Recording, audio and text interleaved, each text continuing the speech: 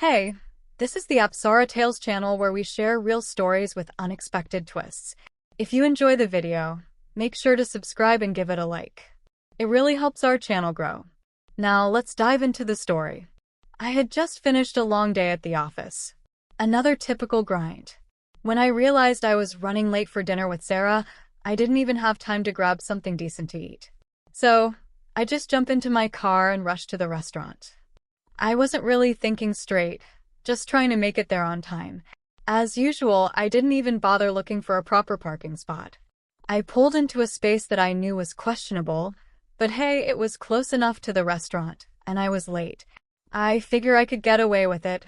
I wasn't even out of the car for more than a minute when I saw her.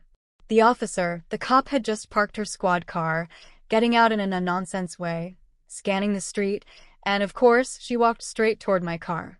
I tried to keep walking, but I could feel my stomach tighten. I knew exactly what was happening. It's the same thing that always happens when you park illegally. You get busted. But in my defense, the restaurant was literally right in front of me. I thought about trying to dodge the situation, but there was no way around it. "Sir, is this your vehicle?" she asked, her voice calm, almost polite, but firm enough to make it clear she meant business. I glanced at her and realized she was one of those officers who seemed like she was made for this job. Tall, in control, with a no-nonsense look. She had short, dark hair tucked under her cap, and her uniform looked pressed professional. I'd seen her around before in the neighborhood, but I didn't think much of it until now. "Yeah, that's mine," I said, trying to sound casual, but I knew I was about to get a ticket. She pulled out the ticket book, and I almost want to make a joke. Something like, "I'll just be a minute, or how about a break, officer?" But it seemed like a bad idea. She didn't even look at me. Just wrote down the details, the plate number, the infraction. "License and registration?" she asked, sounding completely professional. I handed her my papers, already feeling that annoying mix of frustration and embarrassment. I wasn't proud of myself, but I wasn't expecting to get a lecture either. She took a moment, looked over the information, and then looked up at me. For a second, I thought I saw something like recognition in her eyes. A flicker, maybe? She didn't smile or acknowledge it, but something was there. "All right," she said, breaking silence. "I'm issuing a citation for improper parking. Please make sure you move it before 8 p.m., or you'll face a fine for towing as well." I nodded, mentally calculating how much it was going to cost me.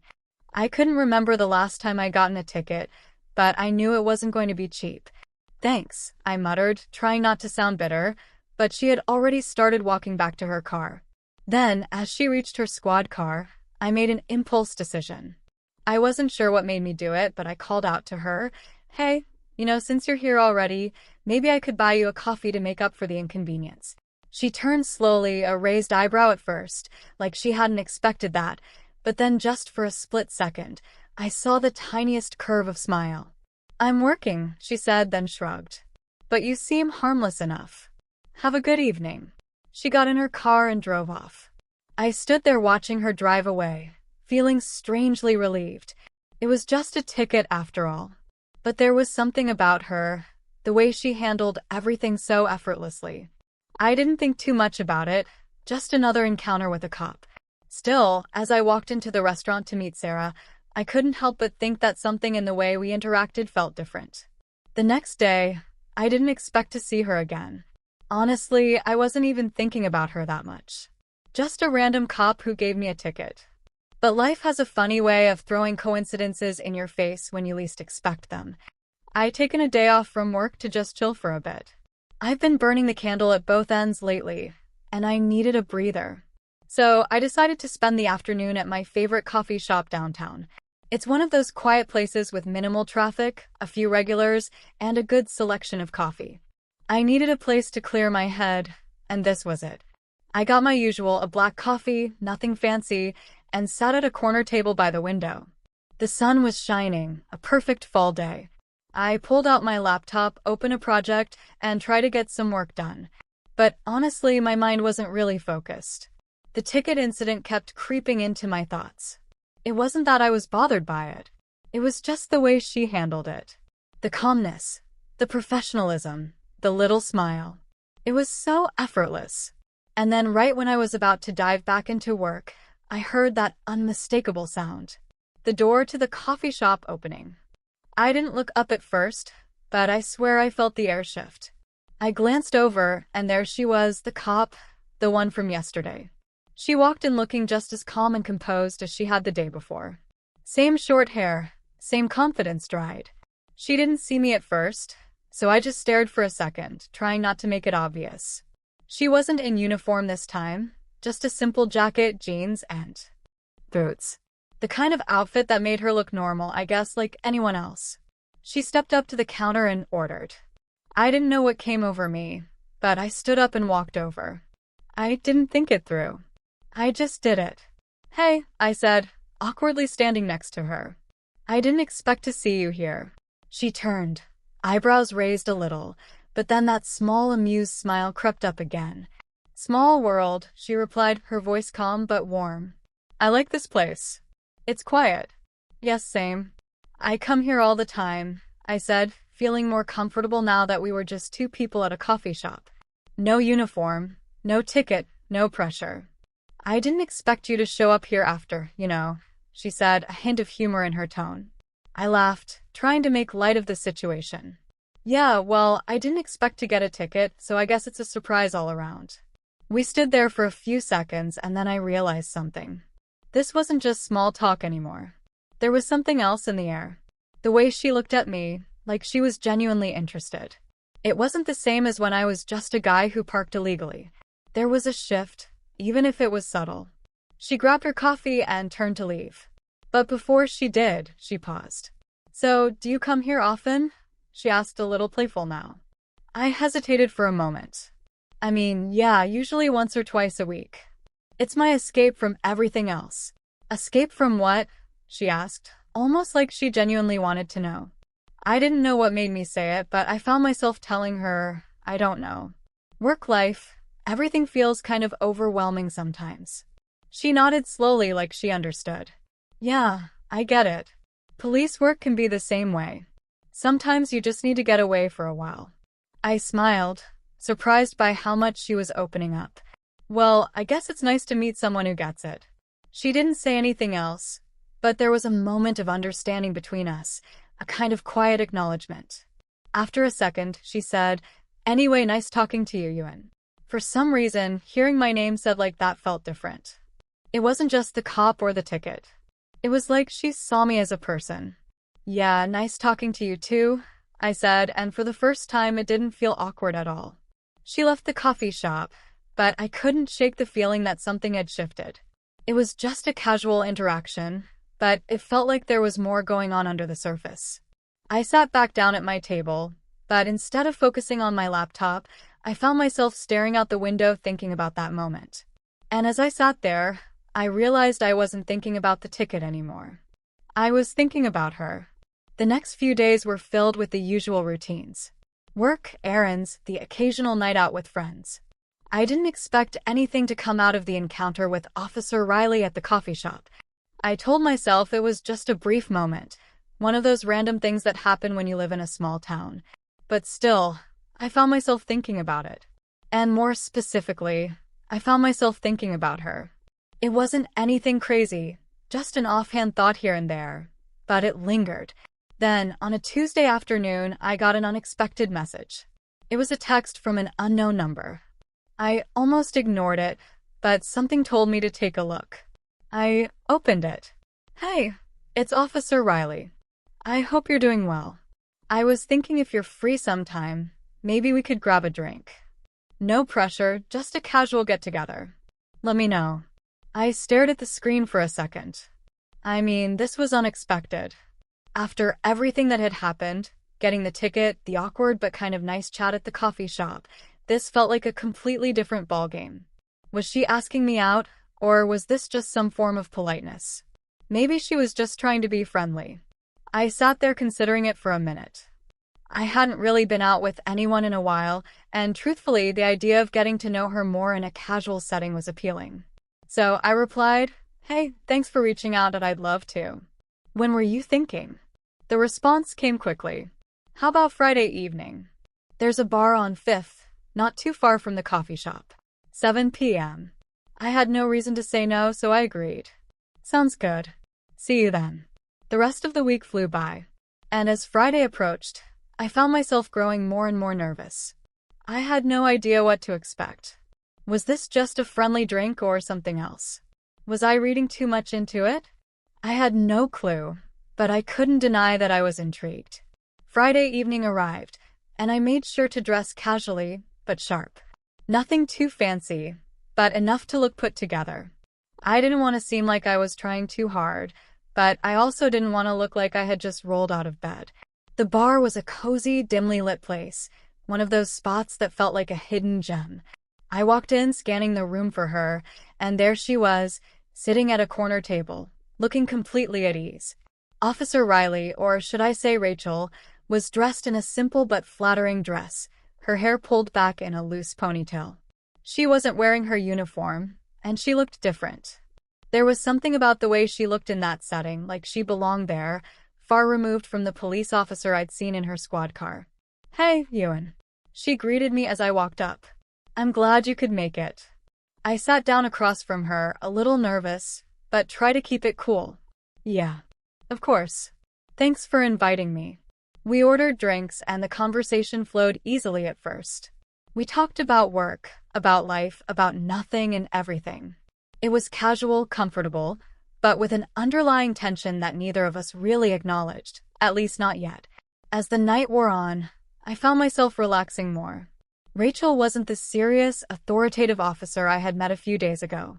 She was someone else entirely down to earth, funny with a quiet confidence that made her even more appealing.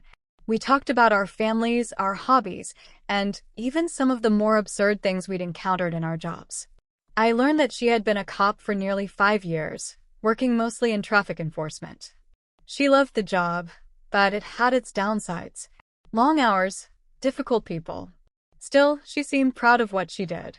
She also had a dry sense of humor that I hadn't expected. It made me laugh more than I thought I would. At one point, she leaned back in her chair, eyes glinting with mischief. "So, how's the car doing? Still parking illegally?" I chuckled, feeling a little embarrassed. "Well, I've been a lot more careful since you gave me that ticket." "Good to hear," she said with a playful smile, but then her expression shifted. "Honestly, I wasn't sure if you'd even show up tonight. I know I'm a cop and all, and I figured you might be a little hesitant." I shook my head. "No, I'm glad you reached out. Honestly, I didn't expect it, but I'm glad I came." There was a long pause, and suddenly the tone of the conversation shifted. It was subtle, but I could feel it. The casual vibe of the evening had started to change. I wasn't sure if it was the drinks or if it was just the two of us becoming more comfortable with each other, but something in the air felt different. We both seemed to be on the same wavelength, like this evening could be the beginning of something more. But neither of us said anything. Instead, we just kept talking, and somewhere in that conversation, it became clear this wasn't just a casual drink anymore. There was something else beneath the surface.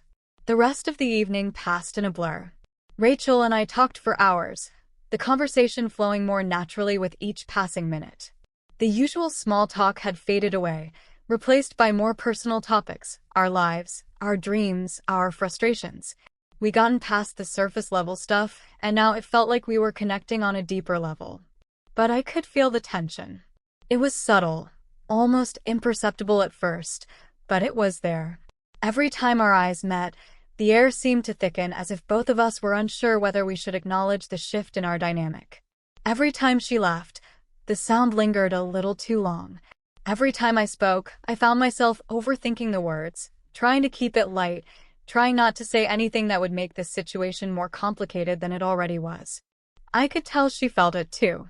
I could see the way her posture shifted, the way she occasionally touched her hair, the way she looked at me just a second too long before she looked away. It was the kind of unspoken chemistry that neither of us seemed brave enough to address. As the night wore on, the bar started to empty out. The atmosphere shifted, the loud chatter of the crowd dying down as the clock neared midnight. We had been sitting there for hours, and at some point the last few patrons had left, leaving just the two of us. "Well," Rachel said, breaking the silence. "I guess it's getting late." "Yeah, it is," I replied, glancing at my watch. I hadn't even realized how much time had passed. I should probably head out soon. But neither of us moved. Neither of us really wanted to leave. I could see it in her eyes. There was a hesitation, a reluctance to break the moment, so she began, leaning forward just a little. Do you do this often? Hang out with cops? I laughed softly, trying to lighten the mood. Honestly, never thought I'd end up doing this. She smiled at that, but it was different from her usual playful grin. This time, it was softer, more intimate, like there was something more behind it. You're not what I expected, she said quietly, looking at me with a kind of honesty I hadn't anticipated. I mean, I wasn't sure how this night was going to go, but I'm glad it's been easy. Yeah, I replied, my voice a little rougher than I intended. Same here. There was another long pause, the kind that hung in the air, thick and heavy, before one of us had to do something about it, and it felt like neither of us wanted to be the one to make the next move. But at the same time, neither of us could just walk away. So, I started unsure of how to phrase it. Are we just going to keep doing this? I mean, is this I don't know normal? Should I even be here? She shook her head quickly, as if snapping out of a trance. No, I get it. I think we're both in a weird spot, huh? I nodded. Yeah, a little. You're a cop. I'm not. She laughed, but it wasn't the kind of laugh that dismissed the tension. It was the kind of laugh that recognized the awkwardness of the situation. Yeah, there's that. But I'm just Rachel tonight, not Officer Riley, and you're not the guy who got a ticket. You're just Ewan. For a moment, her words hung in the air, and something shifted again.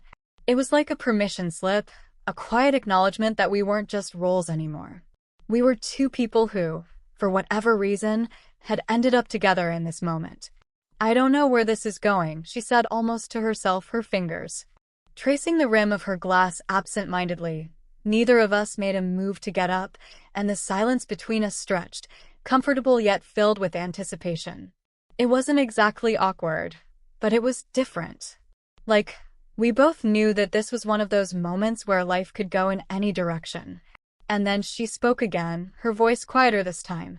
Would you want to go for a walk? I mean, it's still pretty early and I don't want this night to end yet. I was surprised by the invitation, but also relieved. The tension hadn't disappeared, but somehow it felt like we were both looking for the next step, however uncertain that might be. Yeah, I like that. We left the bar together, stepping out into the cool night air. The streets were almost deserted, the glow of the street lights casting long shadows on the pavement. The silence between us wasn't uncomfortable anymore. It was more like a shared understanding that we didn't need to rush. Whatever was happening between us wasn't something we had to label or define right away. As we walked side by side, it felt like we were entering uncharted territory. There was an unspoken question in the air, but neither of us knew the answer. Yet, for some reason, that was okay. We walked for a while, not saying much, but the quiet felt natural. Eventually, we reached a small park, one that I'd passed by 100 times, but had never really stopped to appreciate. We sat down on a bench, still not talking much, but the weight of everything that had happened was finally starting to settle in. Neither of us had said anything about it, but the connection we'd been feeling was undeniable. I didn't know where this was going, but in that moment, I realized I didn't really need to.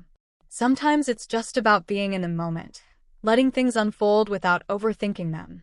And right then, I knew that whatever happened next, this was something I wasn't ready to walk away from just yet. The following week was a blur of tension and anticipation. After that night in the park, Rachel and I had kept in touch, but the dynamic between us was different now. We didn't just talk about surface-level things anymore. We talked about real stuff, our pasts, our struggles, our fears. But there was still something hanging in the air. A question neither of us was brave enough to ask directly. I spent the next few days wondering where we stood. What was happening between us? Were we just two people passing through each other's lives for a moment, or was there something deeper at play? I couldn't tell. Every time we texted or talked, I felt like I was walking on eggshells, not sure if I should take the next step or keep my distance.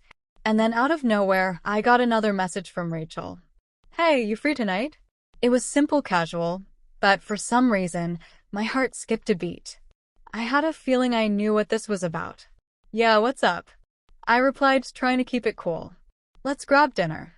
I know a place downtown. I agreed, not really knowing what to expect, but feeling like I couldn't say no.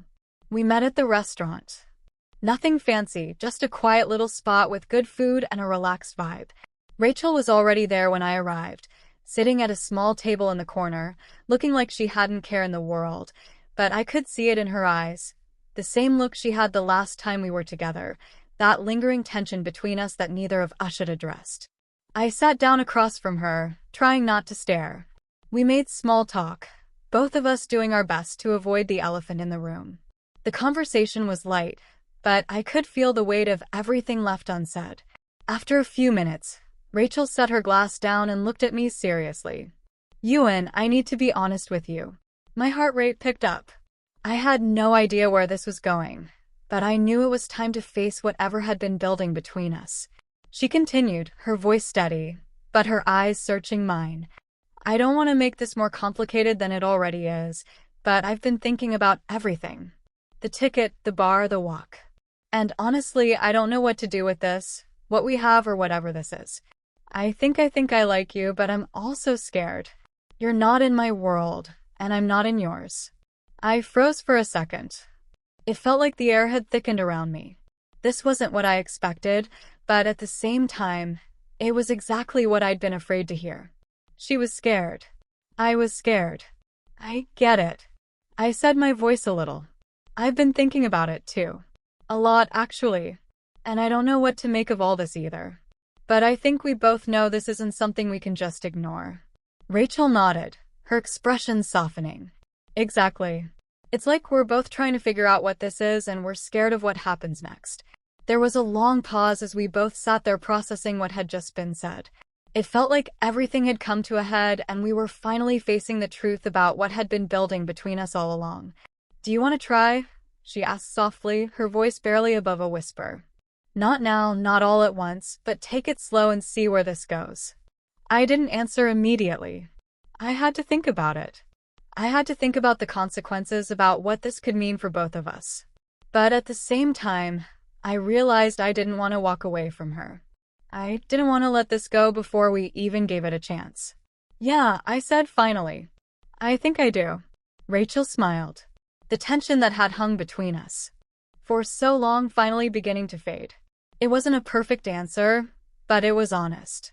And for the first time in weeks, I felt like I wasn't alone in figuring this out. She was there with me, ready to take a step forward together. We finished dinner in comfortable silence, the weight of the conversation still lingering, but in a different way. Now, there was a sense of relief, a feeling that we had both finally acknowledged what was happening between us. It wasn't a fairy tale. It wasn't going to be easy, but it was real. As we left the restaurant, we walked side by side out into the cool night air. Neither of us said much, but the unspoken understanding was there. We were taking this one step at a time. No rushing, no expectations, just two people figuring out together. I didn't know what the future held for us, but I did know one thing for sure.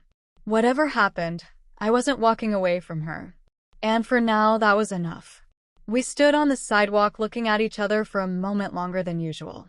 And then, without a word, she leaned in and we kissed. It was soft at first, tentative, as if we were both confirming that this was what we wanted. And when we pulled away, there was a new sense of clarity between us. I'm glad you showed up tonight, she said quietly. Me too, I replied, smiling. And that was it. That was the moment I knew this was real. Whatever came next, we'd face it together. And just like that, everything had changed. It's been more than 2 years now. 2 years since that awkward night at the bar when Rachel and I first talked about what was happening between us. 2 years since we both nervously admitted that something had shifted between us. Something we couldn't ignore. And in that time, everything's changed. Not just for me, but for both of us. I remember thinking at the time that we were just two people passing through each other's lives. Two strangers who'd met by accident. And for some reason kept coming back together. But it's funny how life works out, how the smallest, most random encounters can turn into something you never expected. At the beginning, we didn't know where we were going. We took things slow and honestly, I think we were both scared. Scared that the other person wouldn't want what we wanted. Scared that maybe this wasn't as special as we thought it was. But over time, I think we realized that we were building something real, something that was deeper than either of us had anticipated. We had our share of struggles. Things hadn't always been easy. There were times when we both wanted to throw in the towel. When the differences between us, her life as a cop and my life as a mechanic, felt too big to overcome. But the more time we spent together, the more I understood that the things that made us different were also the things that made us work. We balanced each other out. We learned from each other. She taught me how to see the world through a different lens, how to think before I act, how to take control of my life in ways I never had before. And I think I taught her how to relax, how to let go, how to not always have to be in charge. But it wasn't just about the big things. It was the little moments. The late-night talks on the couch when we were exhausted from work. The mornings when we had coffee together before we both rushed off to our separate lives. The quiet evenings when we didn't have to say anything at all, but we knew exactly what the other person was thinking. It was those moments that made me realize how much I loved her. And now we're planning a family. The idea of it seemed so far off when we first started this. I remember when Rachel mentioned it casually one night. She'd asked if I ever thought about having kids, and I laughed it off, telling her I wasn't sure I was ready. But then we started talking about it more. We started imagining a life together, not just as a couple, but as a family. We talked about what kind of parents we'd be, what we'd want for our kids. And the more we talked, the more I realized that this was what I wanted, too. It's funny how things change. 2 years ago, I would have never imagined that I'd be standing here talking about building a life with Rachel, talking about the future we're creating together. But here I am. And now we've started making plans. We're looking for a house, a bigger one with a yard, one where we can build a family. We've talked about names for our future kids, about how we want to raise them, about the kind of life we want to give them. It's overwhelming sometimes thinking about it all, but at the same time, it feels right. It feels like it's what we were always meant to do. There's this moment a few months ago when I realized just how much I've changed. I was sitting in the living room watching Rachel on the phone with her mom talking about plans for the holidays. I could see how much she was already thinking about our future, about our kids, about the kind of home we wanted. And it hit me like a ton of bricks. This wasn't just a fling, a passing thing. This was my life. This was the woman I was going to spend the rest of my life with. I never thought I'd be here. I never thought I'd be in a relationship like this. One that's built on trust, on real connection, on shared goals. But somehow over time, that's exactly what happened. We've come a long way from that first night. From the awkwardness, the uncertainty, the fear of the unknown. Now I look at Rachel and all I see is a partner. Someone who has stood by me through thick and thin. Someone who has shared in my victories and my failures. Someone who has been by my side when I needed them the most. And as I look ahead, I can't help but feel excited about what's coming. The family we're planning, the life we're going to build. We still don't know exactly what the future holds. But I do know one thing for sure. Whatever comes, we're doing it together. And that's all I could ever ask.